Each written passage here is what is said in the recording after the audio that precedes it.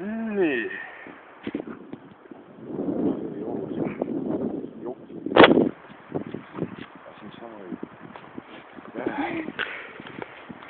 Nii, me leidsime ühe metsahuvilise. Palun rääkige meile, mida te siin täna huvitavat nägite? Me nägime siin täna väga mitmeid huvitavaid asju. Esiteks me juhiksime tähelepanu, õigemini mina juhiksin, sest et kas te näete siin kedagi või? Ma rääkisin mitmuses kuidagi. Noh, hea küll. Esiteks me näeme siin ühte väga huvitavat kivi. Te mõtlete küll, et kivi on igav hall ja seisab paigal. Aga igal kivil on oma hinge. Näete ise, et see kivi on jõudnud kuldsisse pensionäri põue. Kuigi tegelikult on ta veel väga noor kivi meie Eestimaal. On ka veel palju vanemaid kive. Ja sellele kivile tuleb tõesti kaasa elada, sest ta on vana pensionär, keset tühjust. Tal on siin küll, tal ei ole siin teisi kive liigeduses, ainult vanad kännud.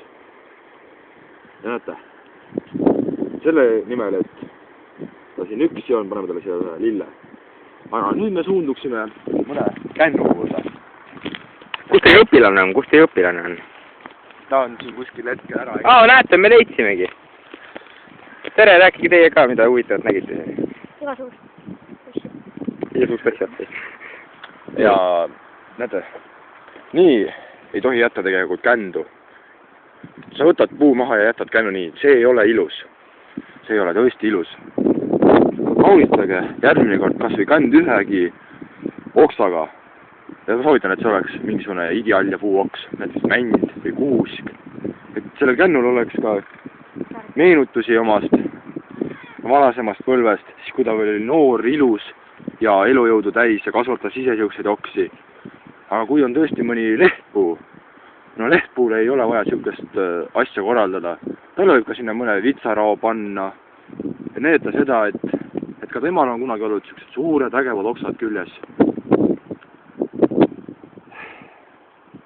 Ja veel on selle asja juures tegelikult see halb asi, et inimesed tegelikult ei arvesta üldse sellega, et kui nad puid maha võtavad, et nad jätavad tegelikult väga kolled asja maha. No vaadake, see ei ole üldse ilus, kui on ainult ümberringi on kännud ja kuskil siis keset siukest kändude välja on üks puu. Ta tunneb ennast üksi.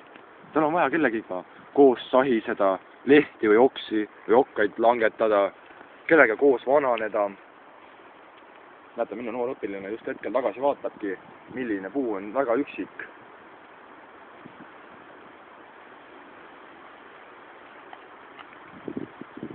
Leidis. Kommenteerige, mis ta leidis praegu? Ta hetkel vaatab, milline on seisukord siin, sest et see on nagu meil esmakordne objekt, kui me oleme saabunud. Külas olevad murelikud vananaised helistasid meile ja ütlesid, et see asi on juba siin aastaid niimoodi olnud, et tuleks vaataks üle, et kas tõesti on asi nii hull. Me vaatame, et mõne koha peal on tõesti asi hull, aga näiteks on ka siin jäetud puude kogumikke, kus saavad puud koos olla, koos sahiseda, oksi, lehti ja okkaid langetada. Ühesõnaga igasugust nendele omaloomulist asja teha. Samas ka ei ole nagu ilus jätta niisuguseid langenud puid nende najale. Neil on raske, ka neil on raske. Mõelge ise, kui on mõni hästi jäme puu on langenud õblukese puu peale. Sest teil oleks täpselt samamoodi, kui te paneksite raske seljakoti selga. Ja et vaata Eestis oleme hetkel, mina olen üksi ja siis ma õpetan endale järglast, aga mul on ka veel plaanis, et järgmine aasta viin suure rühma sisse, et õpetan välja metsapsühholooge, kes annavad psühholoogilist abi nii kändudele, kividele, kui ka võib-olla üksikule samblatütile, sest et meie metsad vajavad tõesti psühholoogilist abi. Mis sa räägid? Ja vaadake, see on ka üks probleem, prügimägi. Siukene asi ei ole hea. Ka puud tunnevad selle suhtes ennast solvatuna. Kurat küll, jätavad mingisuguse rämpsu keset alla, no kas on meeldiv? Lähme vaatame seda rämpsu kohe. Lähme vaatame, jah. Väga tubli õpilane. Me peame operatiivselt liikuma. Nii, nüüd me liigume sõnajalgide peal, mis on hukkunud, aga noh, midagi ei parata, nad kasvavad uuesti. Nii, ai, see on küll nüüd üks valupunkt Eestimaal. Inimesed, ärge tehke siukseid asju. Palun hoidke ikkagi loodust. Vaat see on ka üks asi, miks me vajame tegelikult metsaspektaliste, keda on Eestil väga vähe, mina üksi. aga ma ei taha olla kogu aeg 17. Aga siukseid asju palun mitte. Järgmine kord, kui te tõesti hakkate siukest asja tegema, siis mõelge ikka ennem tõesti järgi, kas teil oleks hea, kui teie korterisse toodaks mingisugune prügikott, mis on täis siukest rämpsu ja lisatakse lihtsalt kuskile toanurka. See ei ole hea. Samamoodi on ka metsas. Me võime võrrelda tegelikult seda tuba kui suure, või seda metsa kui ühe suure toaga, kuhu nurka me viskame täpselt samasuguse prügikoti. Ja siis inimene tunneks täpselt samamoodi halvasti ennast, et tema tuppa visatakse prahti maha. Samamoodi tunnevad ka puud, samblikud, põõsad, kõik seda sama asja. Tunned ennast halvasti. Neil ei ole hea olla. Vot.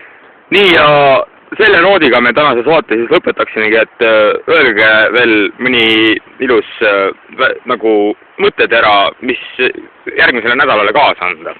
Ma ei ütleks mõttetera, vaid ma kutsun kõiki huvilisi minu õpperühma, mis hakkab järgmine aasta, kus me tutvume lähemalt puude, hingeelude ja kivide ja samblike ja kõige muuga, mis seostub metsade, niitude, jõgede ja järvedega, sest et Eestis on tõesti vaja selliseid spetsialiste veel.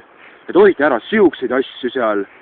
Ja tõesti mõttetera oleks tõesti niimoodi, et järgmine kord, kui inimesed hakkate metsa prahti viima, ärge viige teda metsa, vaid visake endale toanurka ja hinnake seda kui oma metsa. Ja mitte oma metsa, vaid metsa. Ja siis saate aru, mis tunne on metsal. Ühesõnaga, kui te viskate prahti välja, ärge visake seda mitte metsa alla, vaid oma toanurka ja mõelge selle üle järgi tõsiselt. Ühesõnaga siis head järgnevat nädalat.